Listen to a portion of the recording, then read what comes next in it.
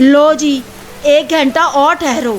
اس کے منہ سے یہ جملہ پورا ہونے کی دیر تھی کہ آسمانی بجلی اس شدت سے چمکی کہ پورا اسٹیشن چمک اٹھا، اور یوں محسوس ہوتا تھا کہ اچانک کسی نے کئی ہزار بجلی کے بلب اکٹھے روشن کر دیے ہیں اور پورا شہر جگمگا اٹھا ہے۔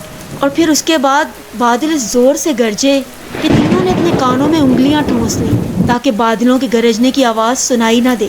میرا خیال ہے کہ چائے بنائی جائے، ٹرین تو ویسے بھی ابھی لیٹ ہے، اشفاق احمد نے تجویز دی۔ یہ ہوئی نا بات سر، میں ابھی بناتا ہوں۔ اور فرید خان وہاں سے بغلی کمرے میں گھس گیا جہاں چائے کا ساز و سامان رکھا تھا۔